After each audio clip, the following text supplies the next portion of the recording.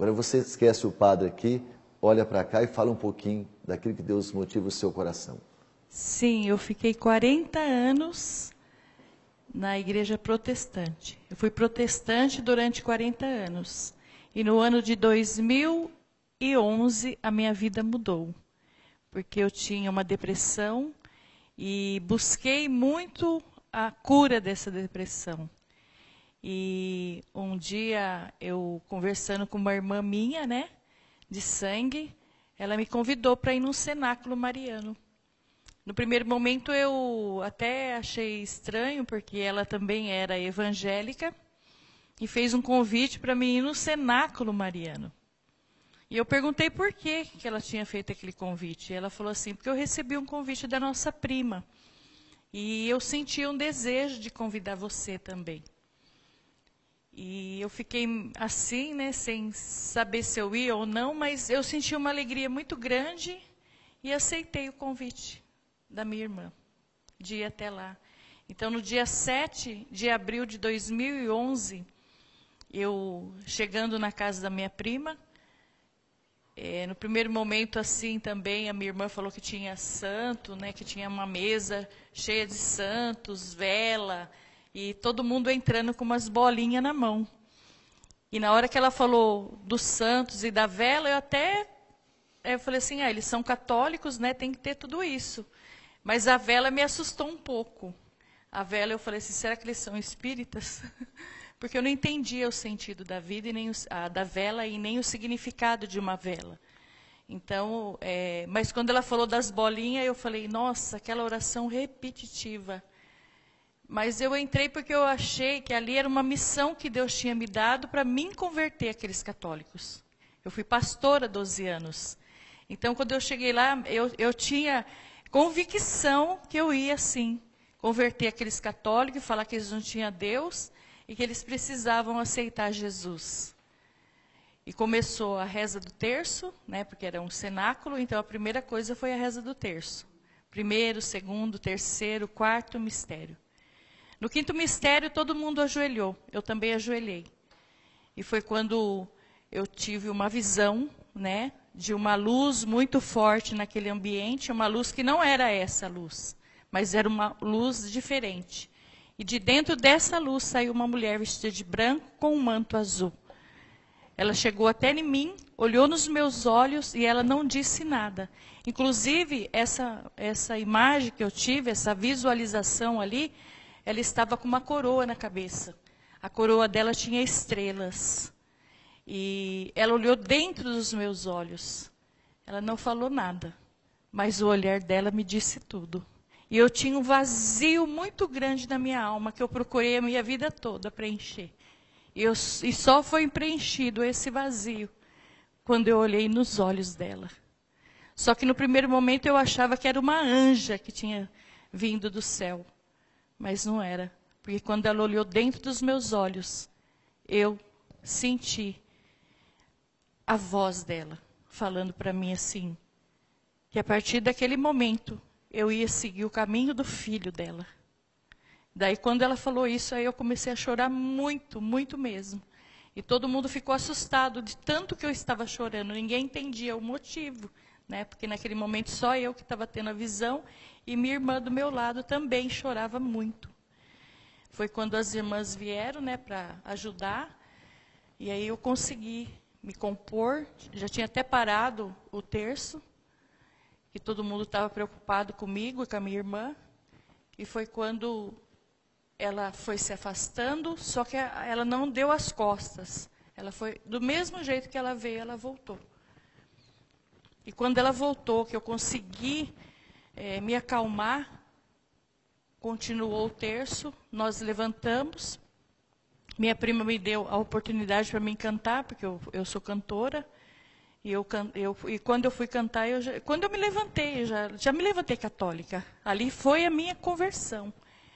E quando eu perguntei, quem é essa mulher? Quem é essa mulher que apareceu para mim vestida de branco, com manto azul? E a minha prima olhou para mim e falou, que cor que era o manto? Azul e a veste branca? Eu falei, E foi quando ela pegou uma imagem que estava na mesa, e ela falou, é essa daqui? E a minha irmã, que estava do meu lado, falou, é essa daí. E eu olhei para minha irmã assim, né? Até falei, o quê? Você também viu? Ela falou, vi. Essa mulher vestida de branco com manto azul. E ela tirou o manto dela e colocou na minha irmã. Envolveu a minha irmã com o manto dela. E eu perguntei para todos, quem é essa mulher? Daí todo mundo começou a chorar. Daí a minha prima falou, ela é a mãe de Jesus.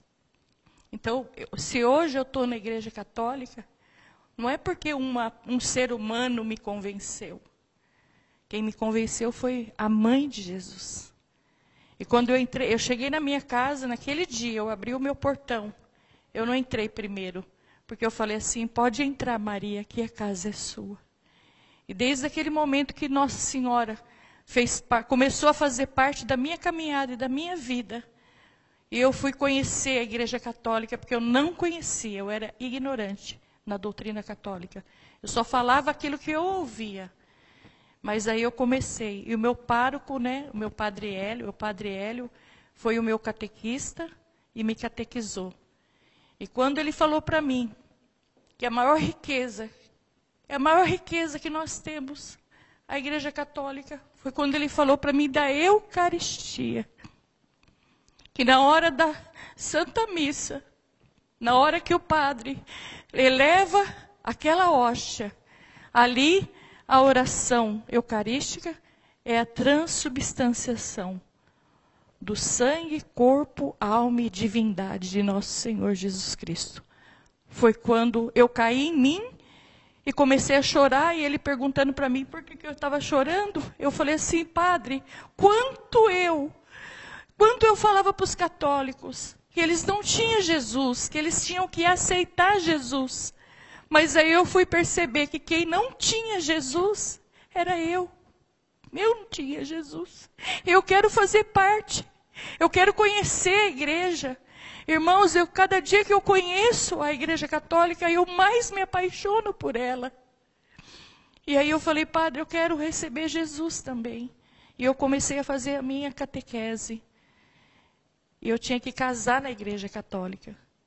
Porque eu não era casada na Igreja Católica. Os sacramentos, fui conhecer o sacramento da confissão e fui me apaixonando cada dia.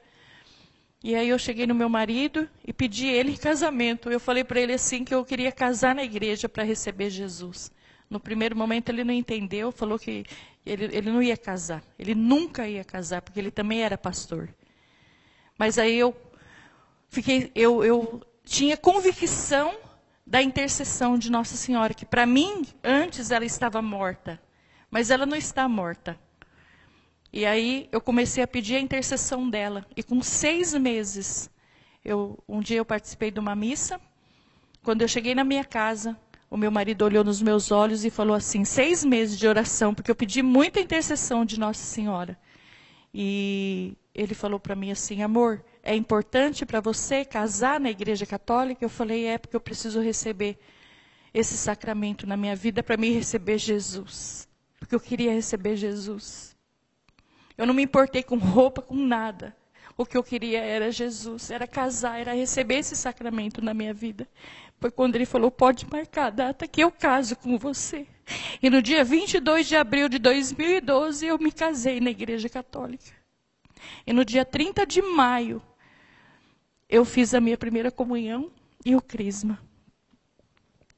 Depois que eu comecei a comungar Jesus, eu fiz uma lista.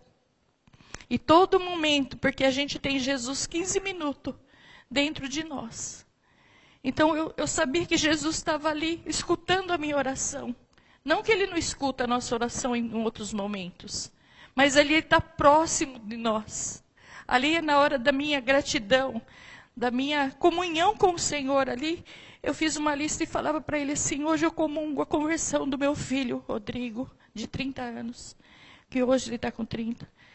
A minha filha Jéssica, de 26 anos, o meu filho Gabriel, de 21 anos, que vai ser sacerdote, e o meu filho, de 19 anos, eu comunguei a conversão do meu esposo.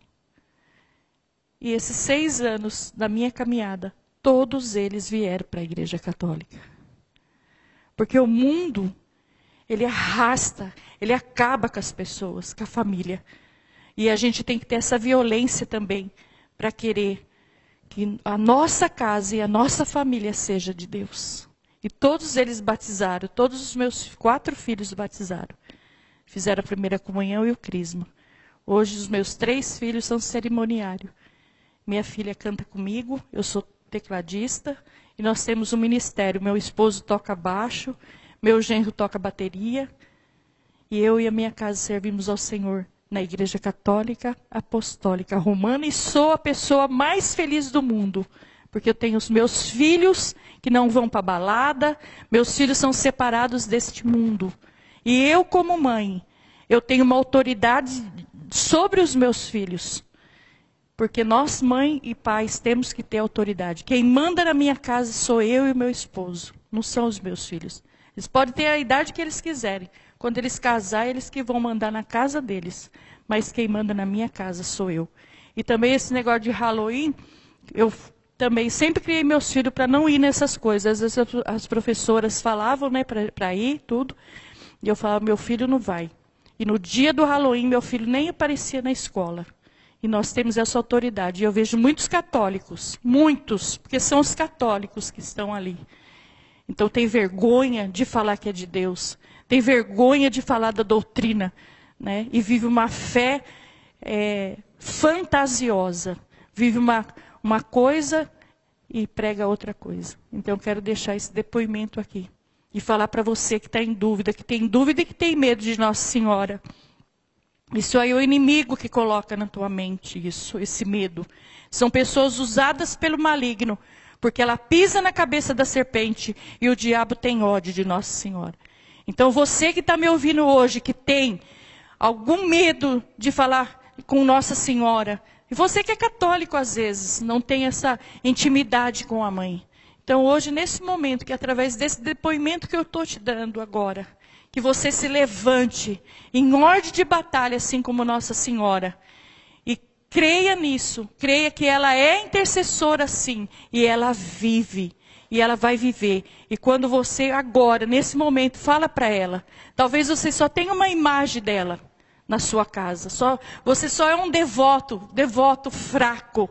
Mas que hoje você toma uma posição de uma cristã católica, apostólica, romana.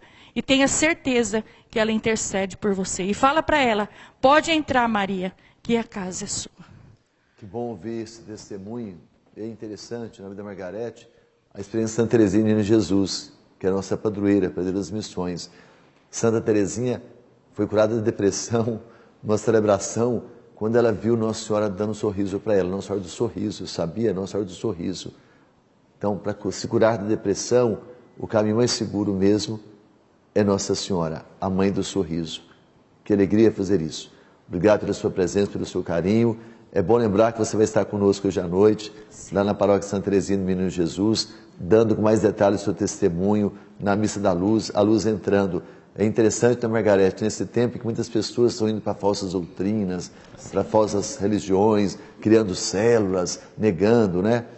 E a gente entende que, eu falava isso há pouco, né? Como é que alguém é capaz de negar Jesus vivo na Eucaristia, né? E as pessoas querem dizer que Maria é uma mulher qualquer, e insistindo em coisas, né? E Maria realmente não salva, mas ela é o canal da salvação, como a mãe e o pai são para os seus filhos. É isso que anda acontecendo, né? Sim, e muito, né? Mas que nós possamos ser esse canal da graça. Eu quero ser um canal da graça na vida dessas pessoas. Amém. E que bom, né? Que Deus nos dê essa possibilidade, enquanto, né, outros vão embora, aqueles que têm um coração reto estão se voltando para Deus. Eu quero insistir, leia esses 2 livros, Todos Caminhos Levam a Roma. Um homem que era pastor, e pastor daquele nível, assim, intelectual lá em cima. E também O Preço a Pagar por Ser Cristão, muçulmano, para se tornar católico. Olha a luta que foi, muçulmano. Imagine um muçulmano se converter à religião católica. Você está brincando, jogando fora a sua casa, você abandonou Nossa Senhora, agora Nossa Senhora não existe na sua vida. Você consegue dormir em paz mesmo? Você tem tranquilidade no coração? Presta atenção, daqui a pouco juntos novamente, respondendo as suas perguntas, rezando mais. Fique aí conosco.